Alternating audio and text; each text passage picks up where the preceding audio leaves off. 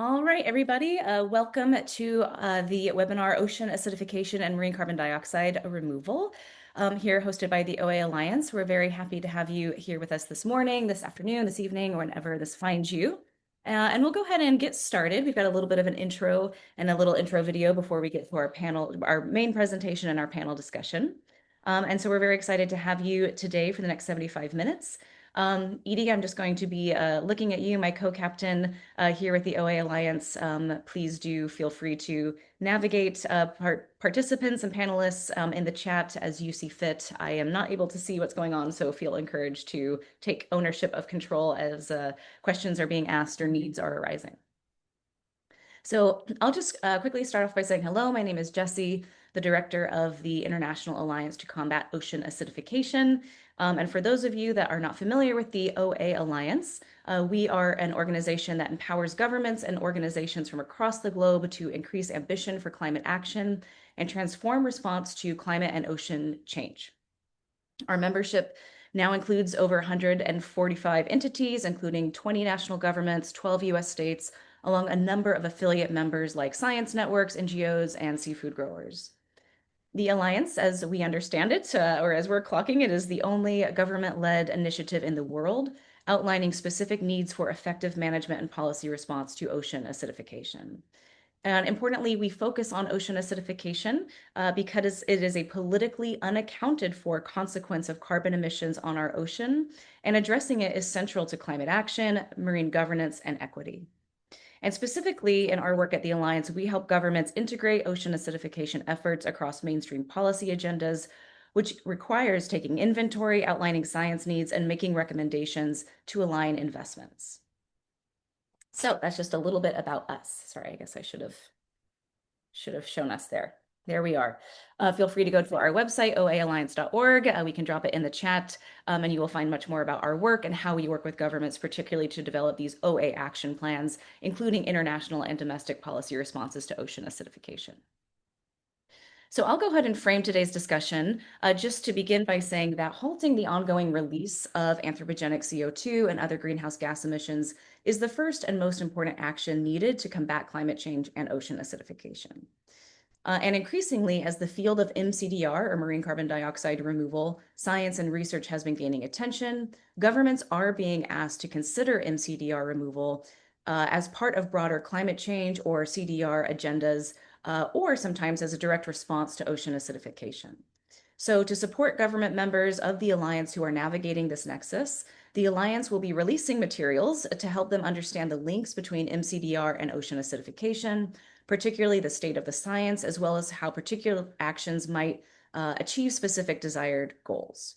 And so the spoiler alert for today is that we don't have the materials ready to release just now. We've been receiving really great feedback and incorporating that input over the last month. But I am going to spend some time today talking through the materials that we are preparing, highlighting the what and the why, and we would really love your feedback on what components you think could be improved, added, emphasized, or de-emphasized based upon this presentation. And then we will plan to release the final documents by the end of this month on our website and make sure that each of you attending or those that were registered for today's webinar receive them directly. So they will find their way to you in the next couple weeks.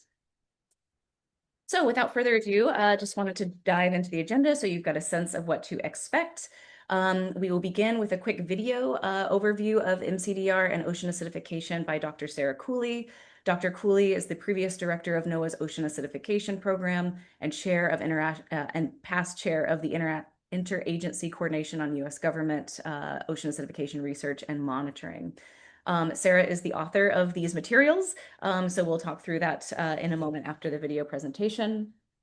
Here are the materials that we will review today. They are two.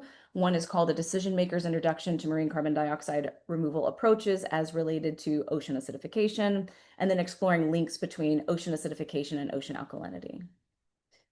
And then we will move to our final section, which is a roundtable discussion with some great partners in the room, talking about government perspective, NGO perspective, so researchers who are working on active ocean alkalinity enhancement experiments, directors of coastal acidification networks here in the United States, and the director of Carbon to Sea, an initiative working to support research in this field. We will be about 75 minutes in total, leaving a couple minutes, maybe 15, 10 for Q&A at the end. As mentioned, all participants will receive these final materials by the end of the month, and they will be shared on our website along with a recording of this webinar. So with that, I am going to quickly stop sharing so that I can get our video queued up.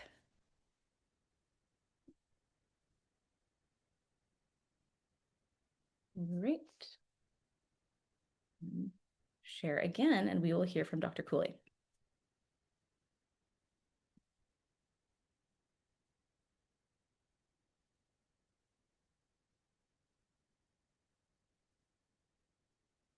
So as just quick introduction, I will say Dr. Cooley, as mentioned, is the previous director of US NOAA's Ocean Acidification Program and past chair of the Interagency Coordination of US Government, Ocean Acidification Research and Monitoring. She is also the lead Chapter 3 author on oceans and coastal ecosystems in the 6th assessment report of the Intergovernmental Panel on Climate Change, or the IPCC, and has published groundbreaking interdisciplinary studies on social and ethical dimensions of mCDR removal and ocean acidification. So with that, I'll turn it over to Sarah for a quick 5-minute overview of what we're about to talk about today. Hi, I'm Dr. Sarah Cooley. Today, I'd like to orient you to marine carbon dioxide removal as it relates to ocean acidification. The latest IPCC assessment determined that the ocean has taken up 91% of excess heat and 26% of carbon dioxide emitted by human activities. Seawater has a unique chemistry. It naturally contains alkalinity, which helps resist and minimize acidity changes.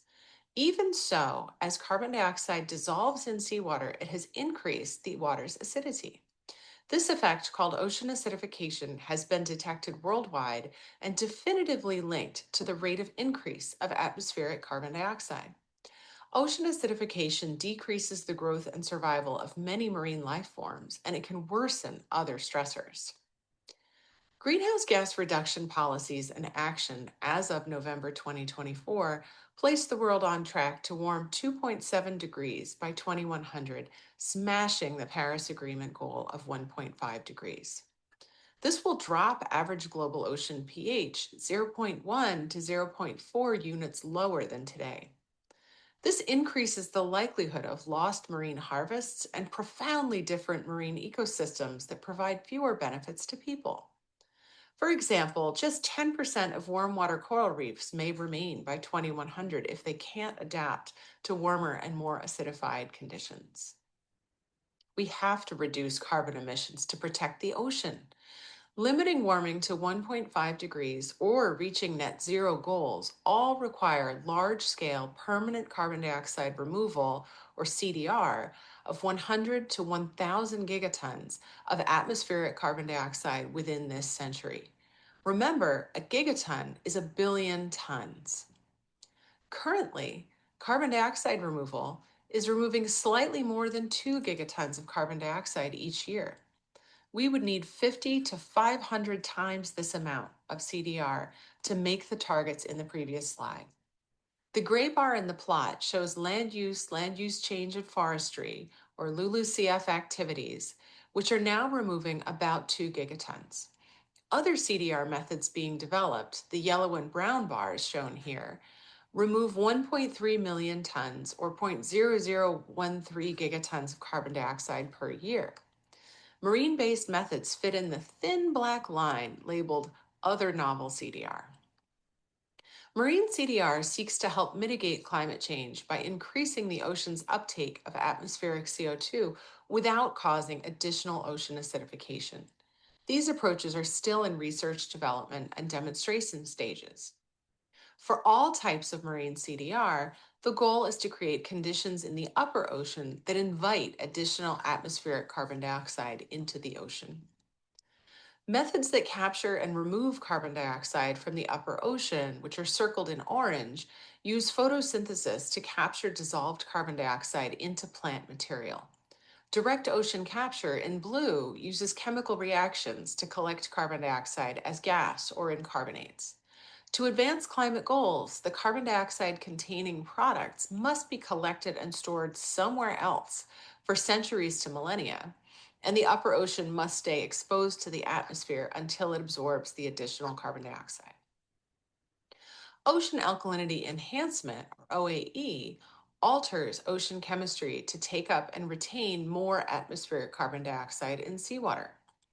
Different OAE methods achieve this by adding ground minerals, industrially sourced chemicals, or carrying out electrochemical reactions. Because of seawater's complex chemistry, this does not increase acidity, and the carbon remains stored in the treated seawater for centuries to millennia. Here, too, the altered seawater must stay exposed to the atmosphere until it absorbs additional carbon dioxide. Right now, decision makers need to consider several opportunities and uncertainties. First, marine CDR research is happening in places where long term ocean carbon cycle monitoring and acidification research have provided regional scale information about chemistry, biology, physics, and geology. Expertise in these topics has grown rapidly over the last 2 decades in almost every coastal nation, but gaps in baseline monitoring around the world still remain. Second, marine CDR approaches are in early stages. Decision makers need to consider risk tolerances, priorities, and goals when considering how to engage with marine CDR activities. It's still difficult to verify the carbon cycle effect of most marine CDR activities. Third, decision makers need to apply a patchwork of policies and goals to this emerging sector.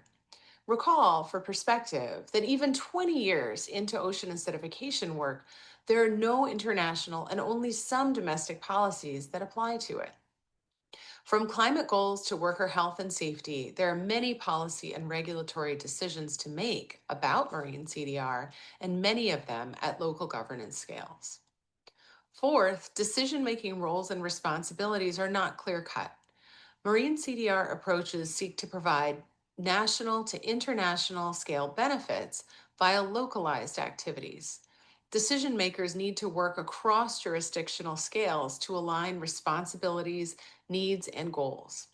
Marine CDR pilots are happening inside nations' exclusive economic zones, making domestic engagement key.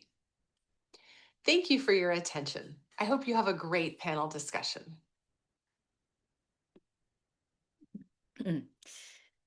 Awesome. Well, thank you, Dr. Cooley, for the little video introduction to get us situated into our overview of materials today. So I'll go ahead and share my screen again. And I should note that we do have a Q&A and maybe a chat running. So feel encouraged to um, ask questions or make comments in those two fields, and we will try to elevate questions as we go. If you have questions about these materials or suggestions about these materials as they're being presented, please go ahead and put them in the chat, and that way we can capture them and really think about final integration into these materials as we release them at the end of the month. So with that, I will go ahead and go over our materials that we will be finalizing and then sharing more broadly. So as mentioned, they are number in two. The first is called A Decision Maker's Introduction to Marine Carbon Dioxide Removal Approaches as Related to Ocean Acidification. And the second is Links Between Ocean Alkalinity Enhancement and Coastal Acidification. And as mentioned, or as Sarah kind of queued up, there's an increasing focus on research in this field, an increasing focus on the links between acidification and mCDR strategies, and that we really recognize that governments and decision makers are now being asked not just their thoughts and feelings on this topic, but more importantly, sort of what type of research pilots, what type of projects they might be interested in understanding more about. And so the why for putting these materials together, as mentioned, is that the Alliance is really the only government-led initiative in the world right now outlining specific needs for effective management and policy response to ocean acidification. And so in the context of mCDR, it's really important that our government members are informed about the links between acidification and the various marine carbon dioxide removal strategies that Sarah just spoke about. It's also critical that governments are able to articulate the specific outcomes that they might be seeking from some of the science and research strategies related to mCDR along their coastlines, or that they're being asked about across policy or permitting portfolios. As Sarah mentioned, some of these are proposed in different locations, some of them being inside a government's exclusive economic zone. And importantly, these materials are really meant to help our government members better voice any concerns, vulnerabilities, evaluation needs that they have when it comes to science, research, or experiment pilot deployment. And so the what, let's get into it. So our first document looks a little bit something like this. It provides an overview of what is mCDR, a little bit more unpacking Sarah's presentation just there, and describing what are the different methods. So as Sarah overviewed, several mCDR approaches aim to directly capture and remove CO2 from the upper ocean. Other mCDR approaches aim to alter some of the ocean's ionic or chemical balances, making it easier for seawater to take up and retain more atmospheric carbon dioxide via ocean alkalinity enhancement. So we've included things like a high-level overview of these 6 different mCDR strategies and their approach to capturing or storing CO2, along with a general description of the resources needed. And when we think about resources needed, things like what is the space? What is the manpower needed? What is the energy required? What is the equipment required? Those are the types of things that decision makers should have a bit of a better understanding about. Key sections of this document continue as follows. So first, again, understanding in a little bit more detail the relationship between ocean acidification and mCDR, noting that mCDR strategies do not uniformly affect ocean or coastal acidification. So some of these strategies aim to increase the ocean's ability to take up atmospheric CO2 while possibly leaving acidity unchanged. Some strategies aim to reduce ocean or coastal acidification, and some strategies aim to dissolve additional CO2 in the ocean, which could actually increase ocean acidification. So we want governments to understand those distinctions. Then our sections continue about what to know about mCDR projects, and we have a little bit more detail in each of these categories. So specifically that every mCDR activity must be verifiable by an objective third party, talking a bit about what that means. Each mCDR activity is at a different technology readiness level, and we go into some detail about what these different readiness levels are and what they mean. And then we conclude with monitoring mCDR's environmental outcomes is in its infancy. So really there needs to be a lot more work to be thinking about what are the environmental and then social outcomes of some of this monitoring or some of these science projects. We go into some detail about then the approaches that are being investigated. So I am proud to say we have developed in all capital letters a big table looking at different mCDR approaches and then trying to synthesize things like readiness, location, resource challenges, different considerations, or even the proposed co-benefits of some of these different strategies. So the columns of the table are as follows. Again, we list the mCDR approach. We list that technology readiness level based upon the introduction that we gave to that ranking earlier. We help governments understand, is this a type of project that would occur in the high seas or something that would occur a little bit more on the coastal zone or in exclusive economic zones? Again, what are the specific resources needed? How do we think about costs associated with some of these different projects, but also challenges of carbon accounting?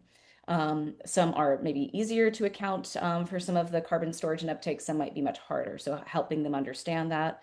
And then going into a little bit more about the possible intended or unintended environmental outcomes of these different strategies, social considerations, and then a little bit of an exploration of the proposed co-benefits. So again, this is a really nice deliverable. It's about 3 pages long, big table in this document that we hope will be a little bit easier for governments to approach and sort of map out this conversation. We then go on to have sections about international policy relevance, which includes a little bit of an overview of how this discussion relates to the Paris Climate Agreement and different marine governance mechanisms, such as the UN Law of the Sea, London Dumping Convention and Protocol, and BBNJ. Annika in our roundtable will talk a little bit more about that today. And then we end with a little bit specific questions around decisions that are facing governments right now. And so we have a long list of near-term decisions facing governments. And within each of these sections, we have a little bit of bullet points, food for thought under each of these decisions that we expect decision makers are going to encounter, or each of these questions that we expect policymakers are going to encounter. They are as follows. What type of baseline information is needed to evaluate the links between mCDR pilot activities and ocean acidification? Who should be included in designing, developing, implementing, and/or concluding mCDR pilot activities? Which locations are best suited for different mCDR field sites? How should mCDR pilot activities be identified or designed to address climate change, acidification, and/or other environmental or social outcomes? Sort of getting back to this question of that not all mCDR pilot activities are going to uniformly address ocean acidification or affect ocean acidification. What is a government's goal in different mCDR strategies, and how do we help them unpack that? And how do you design a project that meets more of what a government might be looking for? We go on with more questions. What can I do as a decision maker to help mCDR researchers provide the answers I need? So how do we increase the conversation between decision makers and researchers? How might mCDR interact with established marine activities? How should existing decision-making authority be applied to mCDR pilot projects or pilot activities inside or outside a nation's exclusive economic zone? And importantly, how should mCDR messaging coexist with ambitious climate change and carbon emissions mitigation messaging? I think that's one thing that we really want governments to consider, is that we don't want to dispense with or decrease the ambition for climate change and action and reduction of greenhouse gas and CO2 emissions. So how is a government going to talk about this issue as part of a research agenda? And so that's one thing we want them to start thinking about and to start having ideas around. Great. And then our second document is as titled, Understanding Links Between Coastal Acidification and Ocean Alkalinity Enhancement. And it begins with a little bit of a quick overview about the difference between ocean acidification and coastal acidification. And most importantly, I guess I can turn on this, right? Most importantly, the land-based pollution sources that drive or accelerate coastal acidification, as you can see here on the right-hand side. We often find through the Alliance that most people, most governments certainly don't understand the distinction between coastal and ocean acidification, and that there are different drivers associated with those two phenomena, but that combined, they really can create a shifting dynamic of challenges along a coastline. Then key sections of this document include things like, how does ocean alkalinity enhancement work? And Sarah's introduction, we talked a little bit about different OAE or ocean alkalinity enhancement approaches use crushed minerals, industrial source chemicals, or electrochemical reactions. Other approaches use electricity to drive electrochemical reactions that generate alkalinity in a closed vessel of liquid. We note in this section that OAE can take place aboard ships, along coastlines, or at specific sites along the shore. And at the time of this policy brief, field tests have not been located, or sorry, at the time of these materials being issued, field tests have been located near scientific research centers, in places where research permits could be secure, or associated with existing infrastructure or opportunities. So we talk a little bit about the location of where some of these projects have occurred or would most likely occur. We also have a little, oh, sorry, I should go back. We also have a little section on risks that noting that OAE, while it is anticipated to be an effective, durable way to remove atmospheric CO2 for a moderate price compared to some of these other strategies, but a number of environmental and social questions are still unresolved, and OAE's total effects on marine ecosystems over time are still not well known. And so additionally, the life cycle and full life cycle of carbon accounting of emissions from all phases of OEE deployment is really important to get a sense of what the other impacts are of things like ocean alkalinity enhancement. So we go into a little bit more detail in that section. Like our last document, we include a table that looks at the similarities and differences of mineral versus electrochemical ocean alkalinity enhancement, as well as the specific resources needed and or possible intended or unintended environmental outcomes of these strategies. So a little bit of a deeper dive here. This is also where we point to things like how different OAE strategies would affect coastal acidification. And then finally, our key sections of this document include a discussion about the potential for OAE to reverse acidification and connections to wastewater. So again, most people don't realize that even the most effective and thorough wastewater treatment plants can actually increase coastal acidification by adding high CO2 and low pH water to the coastal zone. And so treatment systems, of wastewater treatment systems also release methane and organic material, which contribute and accelerate coastal acidification after they break down. And for all these reasons, wastewater treatment plant outfalls have actually been proposed as effective and convenient locations for ocean alkalinity enhancement addition. And so we have started to see a handful of research projects that have been evaluating the potential of ocean alkalinity enhancement as a wastewater combined with wastewater treatment plants to explore whether existing coastal installations that safely pump, analyze, and treat millions of gallons of water a day can actually be leveraged to a greater good by increasing the uptake of CO2 and or reducing localized acidification with an OAE application. So we just want governments to better understand, decision makers, even at a local level, to better understand these interactions and what that would mean to apply ocean alkalinity enhancement strategies for that purpose and in those types of areas. And then we end with ongoing research needs and a future outlook in this field, noting importantly that researchers cannot yet say with confidence that OAE can indeed mitigate coastal acidification because so many details still need to be explored. For example, research to date really does suggest that timing, location, background, chemical and biological conditions, and ecosystem characteristics of OAE activities really strongly influence their larger outcomes. And so we might hear a little bit about that today from one of our panelists working on a project.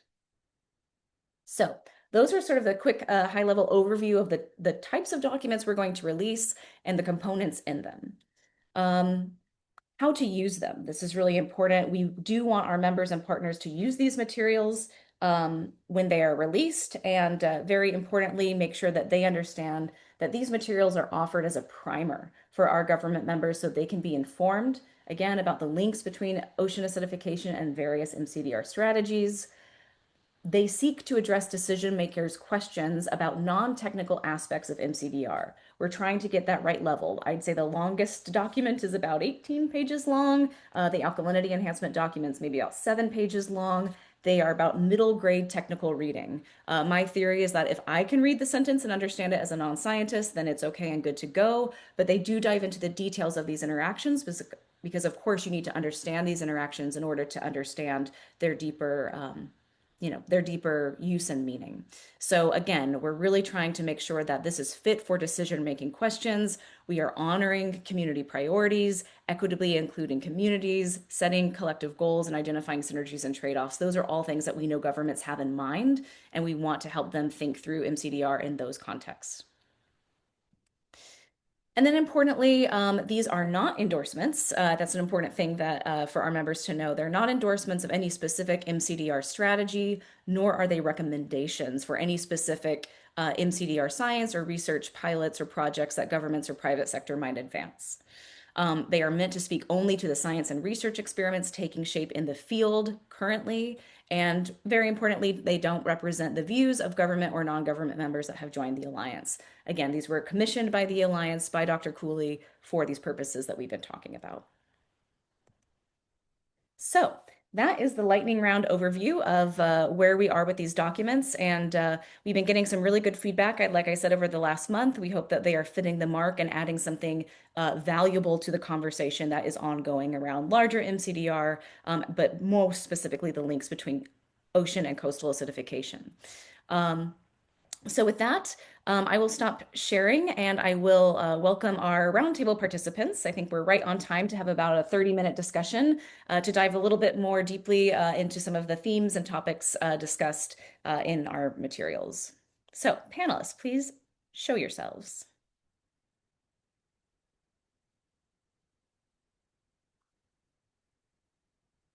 Great.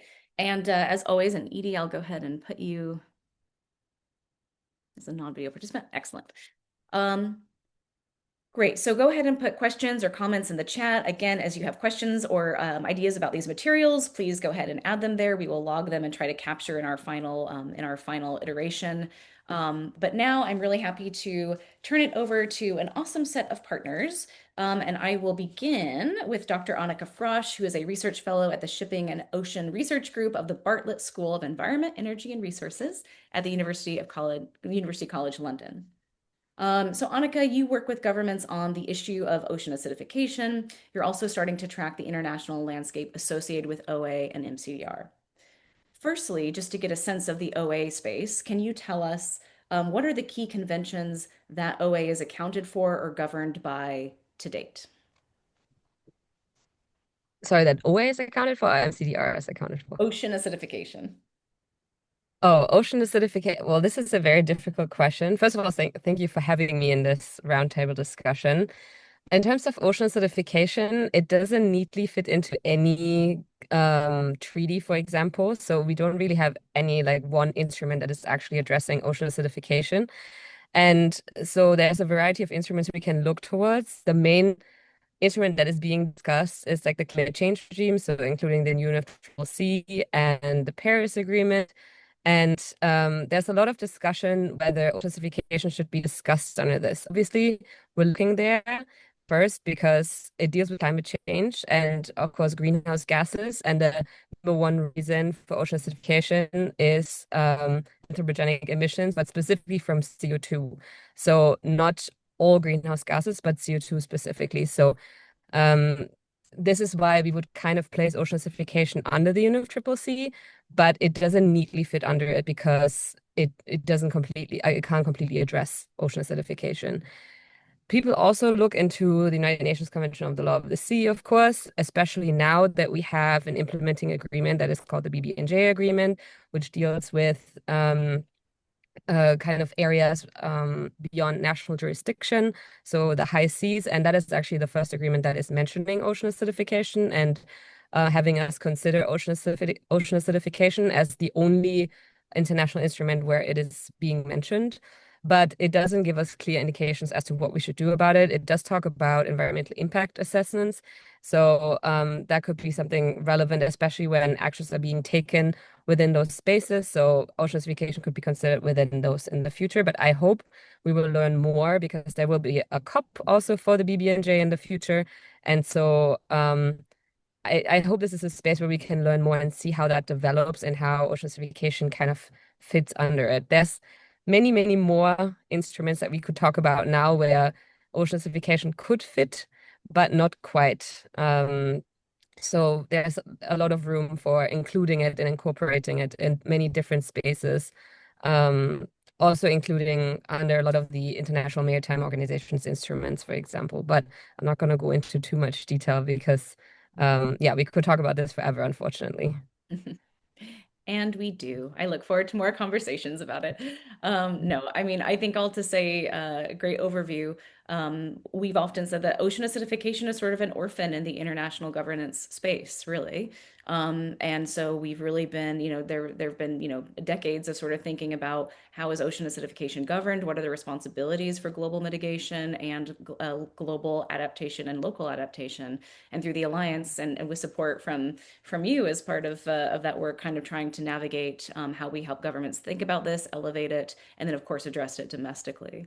But I ask that because even more perhaps of a kind of new into this zone of international governance is this issue of mCDR. And of course, there's linkages between ocean acidification and mCDR. And so just wanting to get your sense, what is the emergent landscape when we think about mCDR governance, both international but also domestic, if you have insights on that.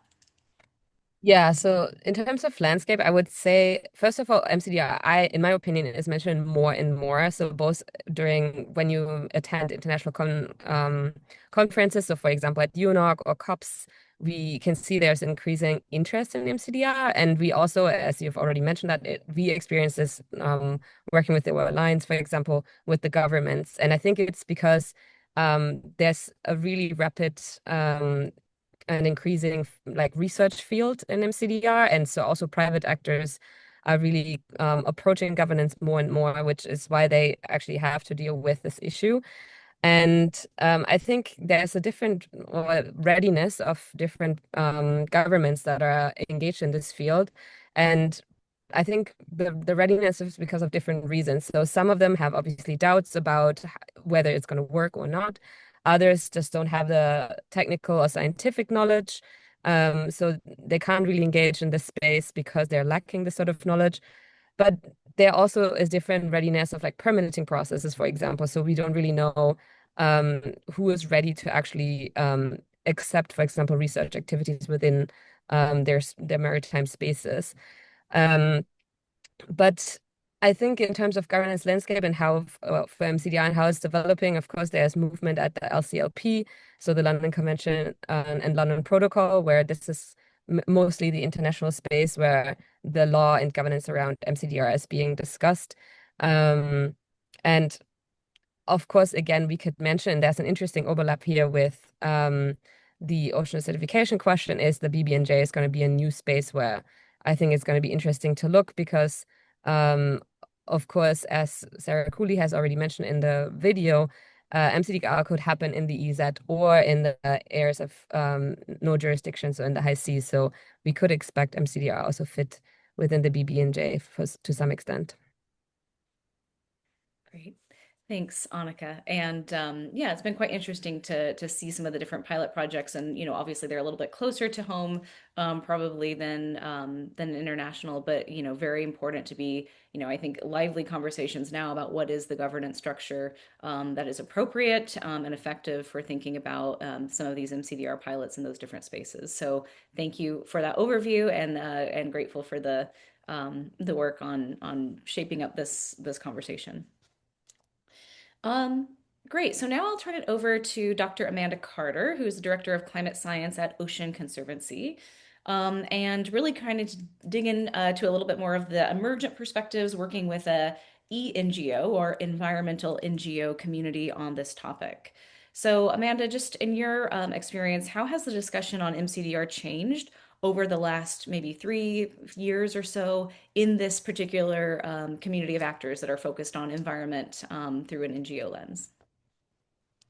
Awesome. Thanks, Jesse.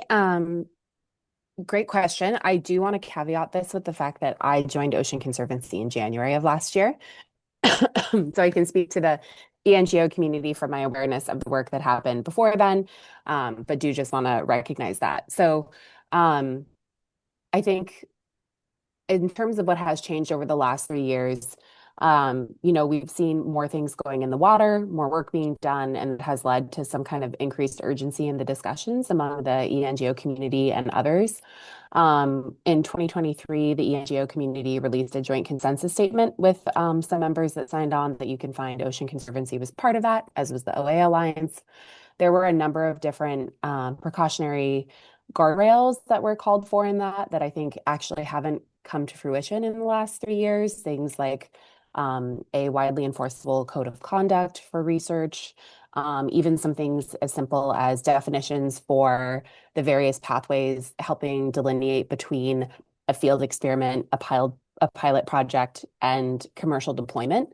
That's been a really common question. And I think especially for decision makers and regulators, having some set definitions for those things would be incredibly helpful when you're thinking about the scale of this work.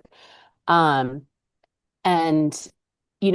another thing that's happened in those last 3 years is there's been a big political shift. So I was working for the federal government during the previous administration. mCDR was a really hot topic. For those of you that may have seen it, the FTAC report came out of the White House that focused on mCDR and laid out some really great guidelines about that work moving forward and how governance and the government could help provide some oversight for that here in the United States. And there's obviously been a big shift in that over the last year plus.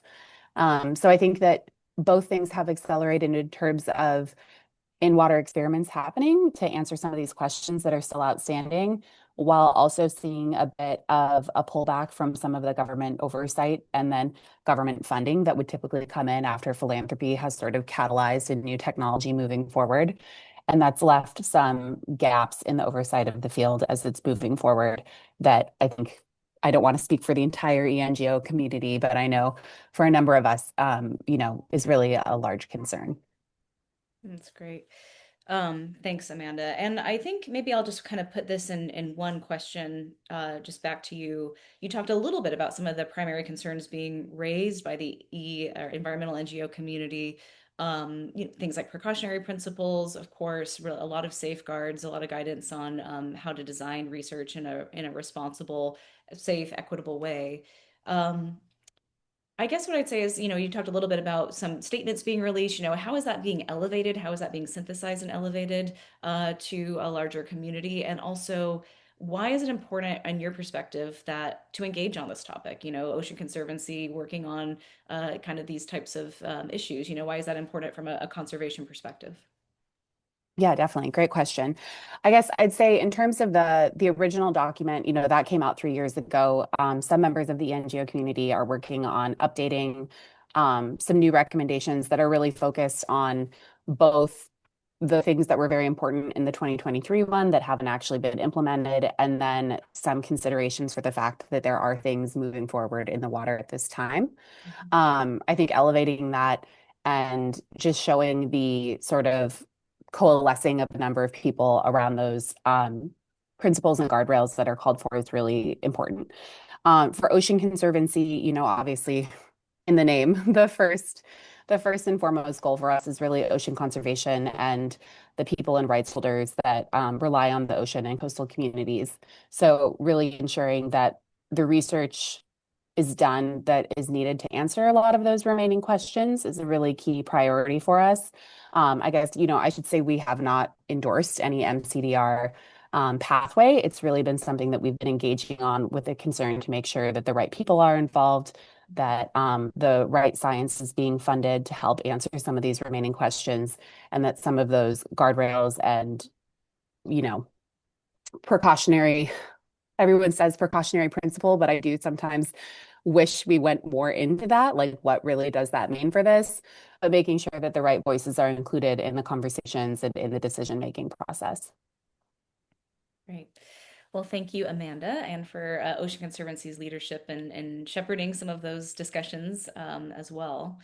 And that's a great segue to Dr. Adam Supas, who is the Associate Scientist of Marine Chemistry and Geochemistry at Woods Hole Oceanographic Institute, and talking a little bit about some of the projects that are, or the pilots that are already kind of in the field and sort of the stakeholder engagement around that work and what that looks like in practice. So, Adam, I'm wondering if you can tell us just a little bit about the Loch Ness project, as it is called, which is a small-scale open ocean research trial on ocean alkalinity enhancement.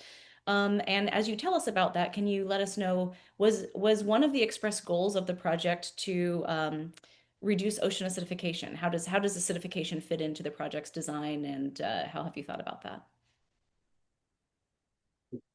Thanks, Jesse. And yeah, happy to speak about our project, and thanks so much for giving me the opportunity to speak on this panel with all these wonderful panelists. I'm the lead investigator on the Loch Ness project, which stands for Locking Ocean Carbon in the Northeast Shelf and Slope. It's an interdisciplinary research project evaluating the effectiveness and the environmental impacts of ship-based ocean alkalinity enhancement.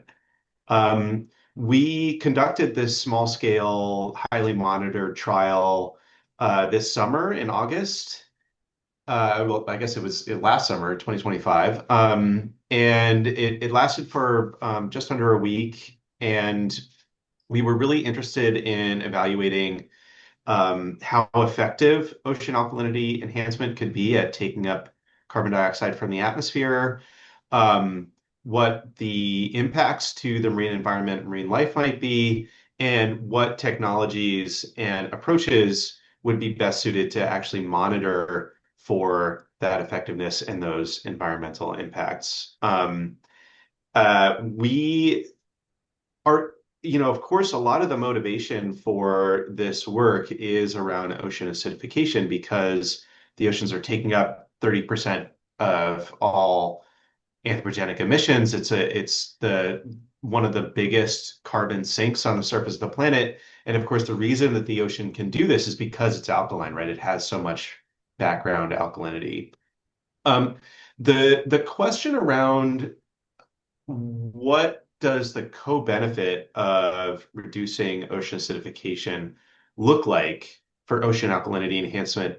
It has been an evolving one. I would say, early on, it was sort of touted as one of the big co-benefits. I think we're starting to better understand what that actually might look like and what it might mean in the context of a changing ocean and these now pilot deployments.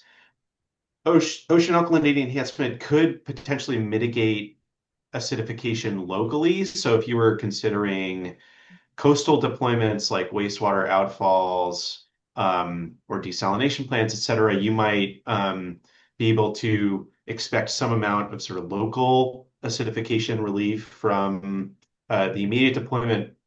But in the long term, of course, this extra alkalinity that gets added to seawater takes up carbon dioxide from the atmosphere. It doesn't provoke further acidification due to that carbon uptake, but it isn't necessarily going to offset any acidification that has been there already or has accumulated from, the now decades of accumulation of human-produced fossil fuels in the ocean. So I think there's a lot of really interesting research questions around how you might design a deployment specifically for OA alleviation versus marine CDR, what the interaction of those two scenarios might look like, and how you might sort of factor that into, right, how you might decide about location, timing, et cetera, of these deployments moving forward. There's a lot of interesting research to be done around, what this co-benefit actually looks like in the real marine environment. No, that's great, Adam. And I think that kind of really gets at what we're trying to help decision makers understand with these different types of experiments. It really does matter about location. It really does matter about what are you trying to solve for, and really helping them get a little bit more conversant in understanding those different trade-offs isn't really the word, just sort of outcomes that you might be seeking and which Mhm. types of co-designed research. How would you design a research project that's going to better fit that type of outcome? Because I think to date it's all sort of been smushed together and sort of messaging, and how do you start to parse that out a little bit? And so I think that's a great overview of how those different activities are what they're trying to solve for. Um, Maybe I'll again combine some of these questions. Do you want to talk a little bit about you mentioned sort of the safeguards highly monitored, do you want to talk a little bit about any safeguards that your research team put in place and how you decided on them? And I guess I would dovetail that with, the type of outreach that you guys did to stakeholders, to any governments, what were the kind of questions that or comments that maybe informed the way you designed some of those safeguards? Yeah, so absolutely. I think one of the key, I would say the top line message is that we as a research team had a research concept. We wanted to execute this field trial, but we wanted to make sure that we were monitoring for a suite of environmental and biological impacts alongside the potential effectiveness of this approach.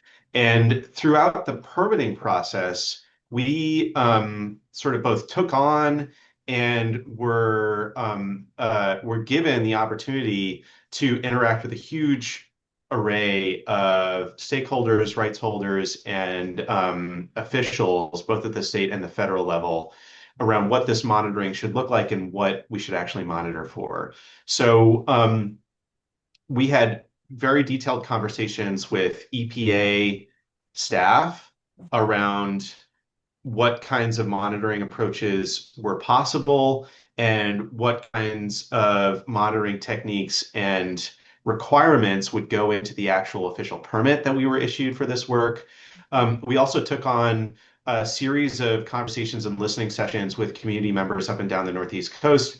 To find out what communities were most interested in. These really focused on impacts to the base of the food web, right? You can imagine that, the algae, the photosynthetic base of the food chain in the marine system is of interest, and that really came out with conversations with community members, the fishing industry, et cetera, and then also higher trophic levels. So, what might the impacts be to fish larvae, to key food web species, the food source for endangered species like the North Atlantic right whale, et cetera. And then what about protected species and higher impacts, right? To these things that, obviously you can't really ever conduct a laboratory or tank experiment with some of these larger organisms, and the effects might be both direct and indirect, right? And a lot of these things I think are still really open questions around how you might monitor for these larger scale and highly interconnected food web impacts. But what we did is we really tried to focus on the things that we could do. So this involved sampling for fish larvae and zooplankton and copepods through conversations with the lobstermen here in Massachusetts and Maine. We actually added on sampling explicitly for lobster larvae in the region because that's a really big fishery in the area. Um, and we also had a series of we had protected species observers on board as well that were sort of mandated by the EPA permit. So we tried to get as large of a suite of monitoring for biological impacts as we possibly could. Hmm. That's a great overview, Adam, and I hadn't dug into that myself, so that's really interesting to hear and to have EPA in our U.S. context, Environmental Protection Agency staff, kind of working to outline some of those monitoring expectations and possibilities is great to hear. Really great segue. I'm super excited, Dr. Janet Reamer, to get your thoughts. You are the Ocean Science Program Manager for the Mid-Atlantic Regional Ocean Council here in the United States, also co-chair of the Mid-Atlantic Coastal Acidification Network and the Southeast Coastal and Ocean Acidification Network, which are organized acidification research hubs here in the United States. So, I think this is a really good segue that Adam just kind of picked on. One of the most important things were to stakeholders were thinking about the biological impacts of some of these experiments, and particularly on food web, but also food species, seafood species. That's what I'm trying to say. And so, the coastal acidification networks have a long history in helping build baselines around ocean acidification measurement and coastal acidification measurement, and also a lot of practice identifying and doing experiments on ocean acidification's impact on seafood species in the region. So with that context, can you tell us a little bit more about the role of some of these networks, whether they're global or local acidification networks, in the field of mCDR research and field experiments? Sort of where do you see the acidification networks providing a lot of value? So there's a lot to cover there. Try to do this as efficiently as possible. I started working with the cans with SOCAN in, I think it was around 2014, 2013. And our role has really evolved over the last, I guess, 15 years from the inception of the first can, which I believe was out in California on the West Coast. It was the California Coastal Acidification Network on the West Coast, where in the United States acidification was first identified. And then we kind of realized that there would be different effects in different regions, so each region would need their own can. There are now 7. And in the Mid-Atlantic and in the Southeast, and really all of the cans, we share kind of the same overall mission of that community engagement. And but our communities are really broad. So we focus on everyone from stakeholders that Adam was talking about, coastal communities that have an interest in not only the biological impact, but the social impact of what mCDR and OAE could potentially provide. The co-benefits, we're obviously very interested in having states in the United States because, well, coastal acidification is our main focus, and coastal acidification is a state issue.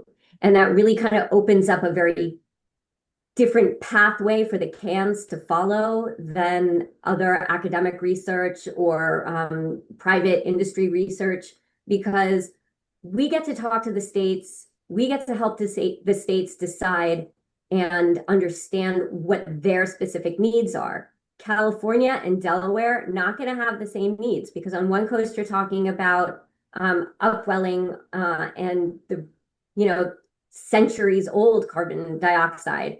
But in watersheds like the Chesapeake Bay and the Delaware Bay, that CO2 is really coming from in-water processes that, as Adam alluded to before, and in one of the comments that he answered in the Q&A, is that there's a lot going on with nutrients and nutrient supply to the coastal zone, and how nutrients also fuel the eutrophication fuels the increase in plant growth, and then that decay really fuels that coastal acidification component, especially on the East Coast.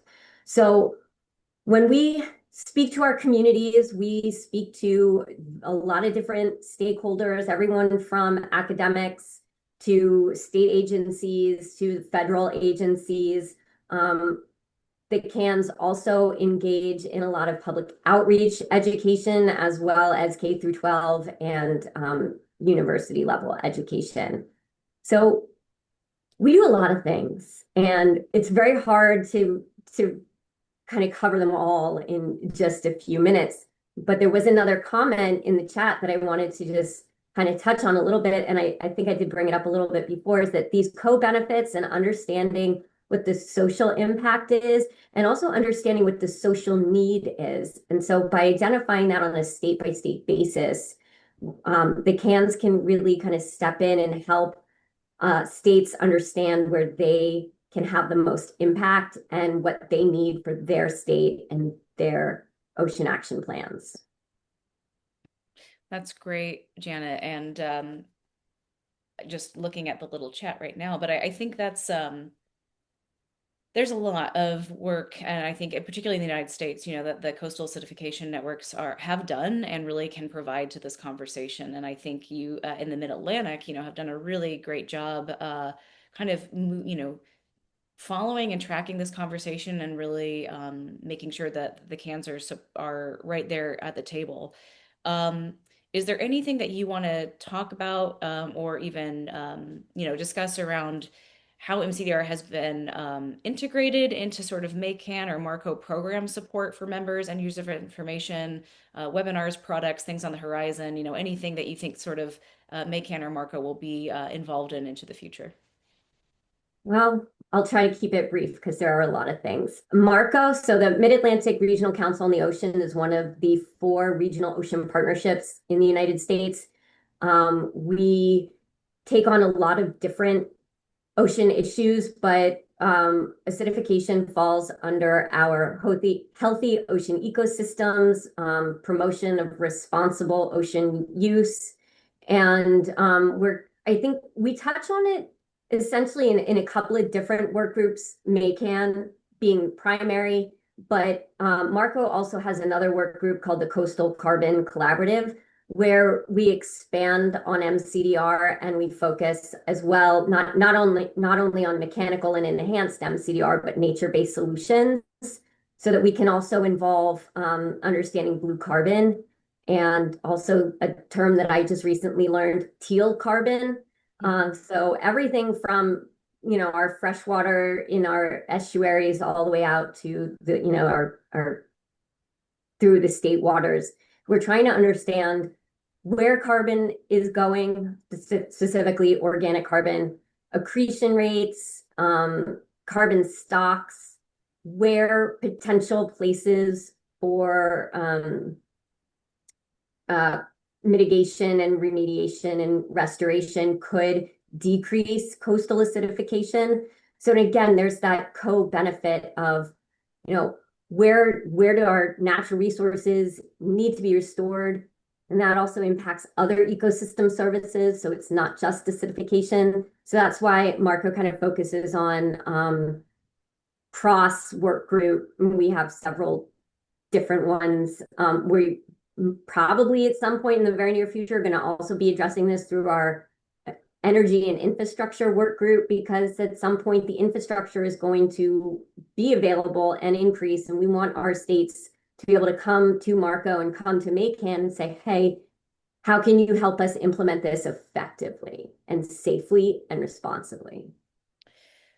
That's great, Janet. Thank you so much for that. And yeah, really looking to Maycan and Marco's leadership, I think in this space has been really impressive. And I say that from the lens of an acidification practitioner, right? I mean, just really having that anchor in the acidification reduction mission and the research in all these different directions, I think is just a critical foundation for places starting to think about these different pilot experiments. So that's great to see that engagement. Wonderful. Well, last but not least, I did say this was a 75-minute webinar. So we have plenty of time. So don't feel rushed, Diane. And I'm looking at our questions. I don't think we'll have too many. So really excited to introduce you, Miss Diane Hoskins, Director of Carbon to Sea. And so I guess the first question, I'll kind of bundle them up. First, I guess, is what is Carbon to Sea for those that don't know?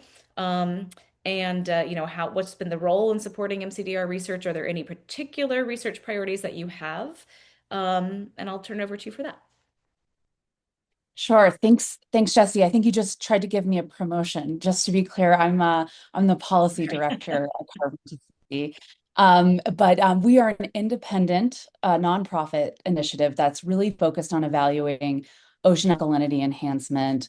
And really kind of our origin story was around following the National Academy's report, identifying it as a high potential solution as a carbon removal approach.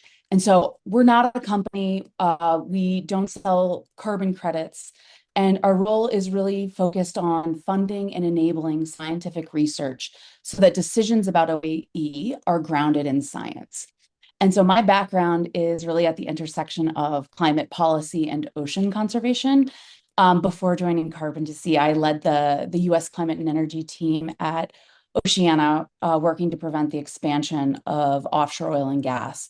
And I joined Carbon to Sea because climate change is harming the ocean right now and causing massive impacts. And we really need real solutions. And as you mentioned, right, the number one thing we need to do is stop emitting fossil fuels. And we're all, the IPCC tells us we're also going to have to now remove a lot of carbon at scales that I think to avoid the catastrophic impacts of climate change that I think we all hope for, it's a massive undertaking. And so I come to this from the perspective of really wanting to see real solutions, grounded in rigor, grounded in safeguards, and so that we can advance things that make sense and that we also don't repeat past mistakes. And so I'm really excited about where we are at Carbon to Sea. Our research priorities are really shaped by the questions that we hear most often around what are the environmental risks? How do we ensure that research is monitored and transparently reported? How can we measure carbon removal accurately in the ocean? What information do we need to assess its scalability to be a climate relevant potential solution? So we really focus on advancing the environmental safeguards, helping scientists test realistic conditions, and strengthening monitoring systems. And so our goal is not to advance OAE at any cost. And if the science ultimately shows that certain approaches are not safe and effective or not, climate relevant, that conclusion is just as valuable to us as a positive one. And certainly we hope there are solutions, we're going to need them, but not at any cost. That's great, Diane. Thank you for that overview. And Adam mentioned obviously the Loch Ness project. Are there any other OAE science experiments being supported by Carbon to Sea that you want to talk about or draw people's attention to? And then I guess I'd say if you want to dovetail on that, anything else you want to sort of talk about Carbon to Sea's grant making, sort of ways for people that are interested in co-designing science to get in touch with you, or kind of what the pathways are that you have for that type of support? Sure. So yeah, so we obviously heard from Adam. That's a good, the Loch Ness project was an exciting example of a project that Carbon to Sea funded alongside other funders. And it's a really that really focused on how does alkalinity behave in real ocean conditions at a small scale. And just to maybe give Adam a bit more credit than he gave himself, but that review process took more than 2 years, several public comment processes, and I think really showed a good example of um, how government oversight can work, right? And really be an effective way of actually advancing something that does make sense.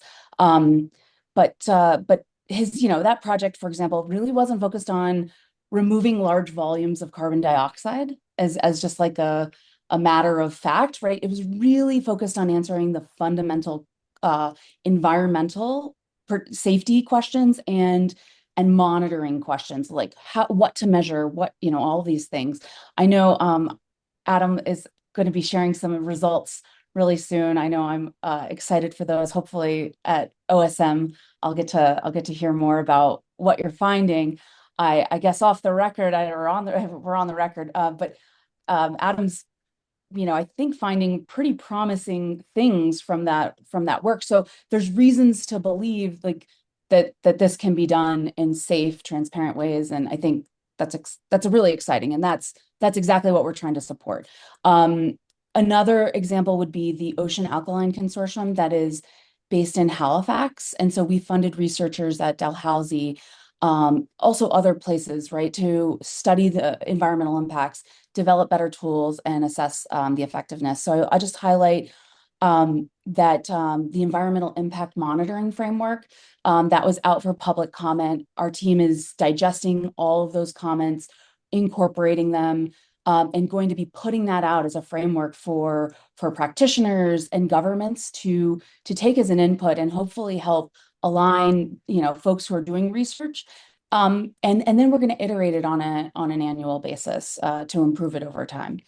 And then I also dropped a link to the one RFP that actually is out right now related to OAE integration with municipal wastewater as another example. Yeah. And that's great. Thank you so much, Diane, for that overview and for drawing attention to some of these pilot experiments and research needs. I'm really grateful to this whole crew of partners for this conversation and just for the work to pull these types of documents together. It's been a great process and lots of engagement I'm seeing both from the partners that we asked to review documents originally, but also from this chat. So I think what I'll do is I'll just try to skim a little bit. We've got about 5 minutes. And we want to make sure that we're capturing anything. I think some of these have been answered, but I can reiterate them. And also some of them are just feedback for us, which I am taking and receiving well. Um, so a little bit of, I think, just some comments for us on the framing. We could be missing the why, and to strengthen that a little bit more. Why should governments care about mCDR, or what's important about this conversation? When will the documents be released? End of month, end of February. We'll make sure that everybody who has attended or registered for this receives them. They'll also be on our website. I think we talked a little bit about that trade-off between large-scale OAE deployment and ocean acidification and reducing ocean acidification globally, Adam. So I think we can cover that. We have a lot of conversation in the chat about the European Marine Board paper that has been released or is coming out, and appreciate partners from Europe and the Marine Board participating in this conversation. Noting that in our document when we formed them, talking a little bit more about including mCDR risk categories, I think is something that we can definitely incorporate back a little bit more or check that it's in there. So we have some comments there. And I think, Janet, you had an Okay, I'll ask this to the group. Maybe this is a group question at the very bottom. In the absence of clear governance pathways currently set for mCDR, what are the minimum guardrails and information communities need for engagement to be genuinely informed? What information should communities receive before engagement can be and what would be considered, informed? That's a broad question, so I know we don't have a specific, correct answer for that. But I would say if anyone wants to talk about their thoughts on that, you're invited.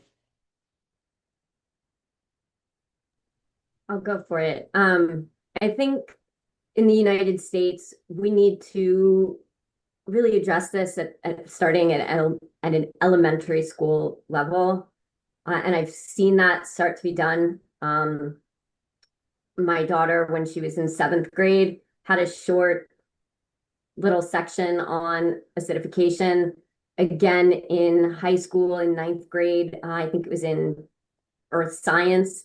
But if we start early and we're bringing it in as a regular kind of science topic along with the carbon cycle, and we all learn that in, earth science, maybe sometime between sixth and ninth grade, I think we have a much better chance of having a well-informed community by the time those kids get to be adults, when we are starting to implement real, much larger scale products or processes and projects.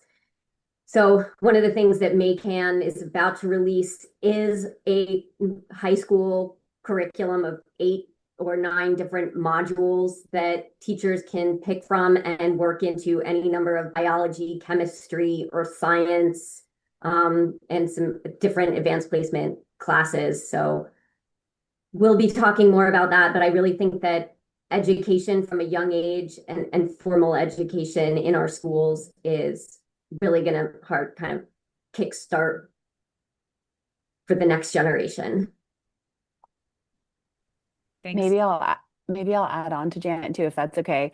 I think this is such a good question and also so complicated because of the various pathways that are encompassed by mCDR, what the community is, what is the background information that they already have. To Janet's point, we talk a lot about CDR and carbon removal and use words like carbon and carbon dioxide emissions with the assumption that most people are going to understand what we're talking about. And that's not always the case.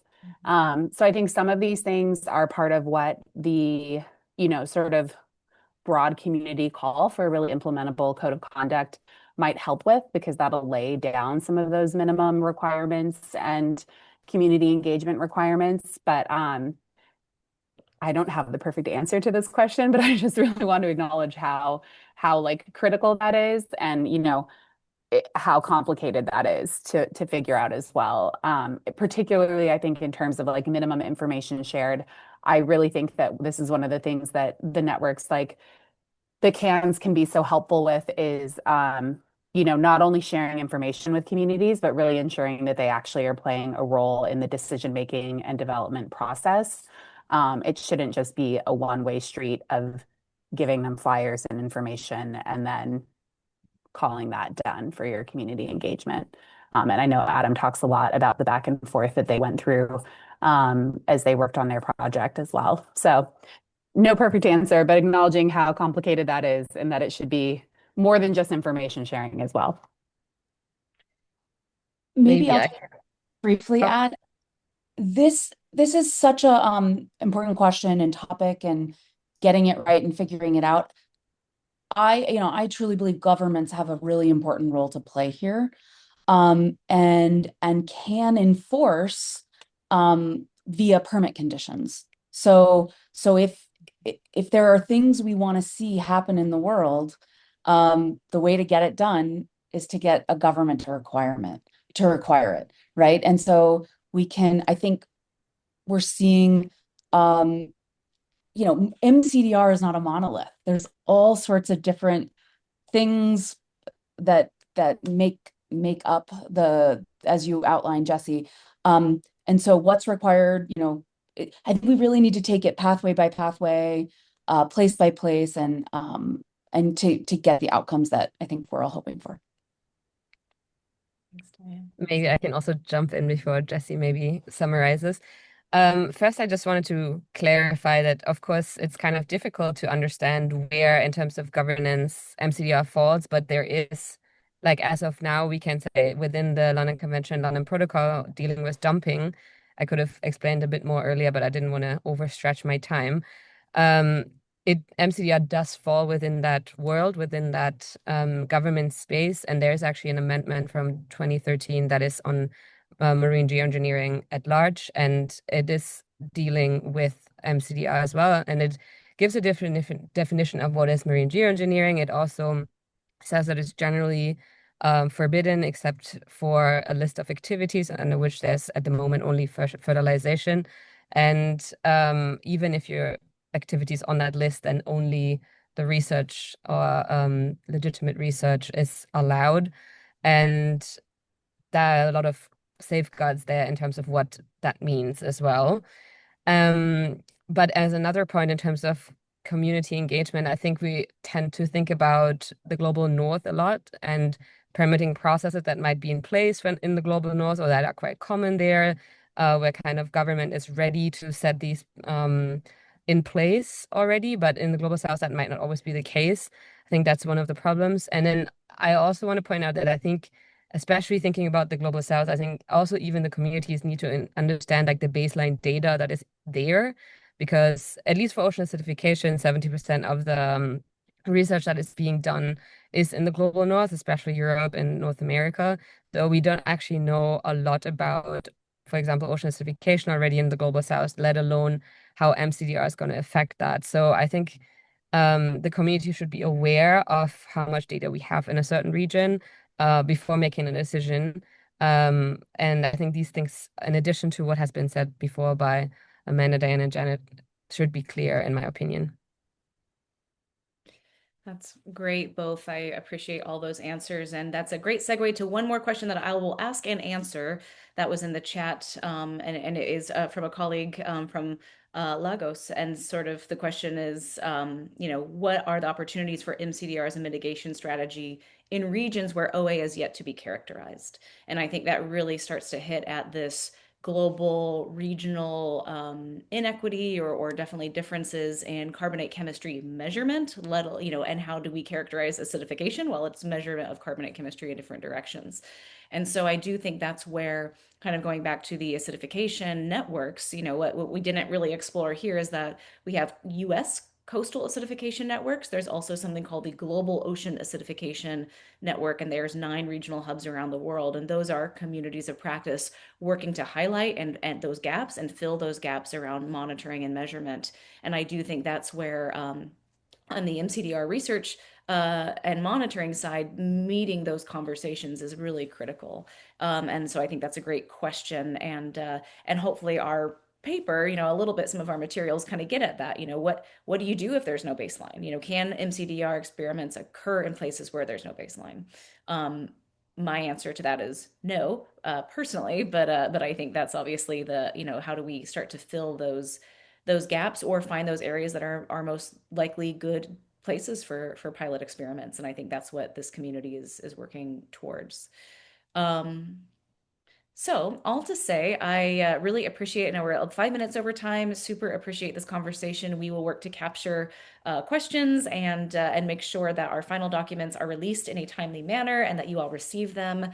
Thank you guys so much for the support, for the interest, and for the really good thinking on this topic and for the care. We appreciate it, and sending it back to you all for the rest of the week.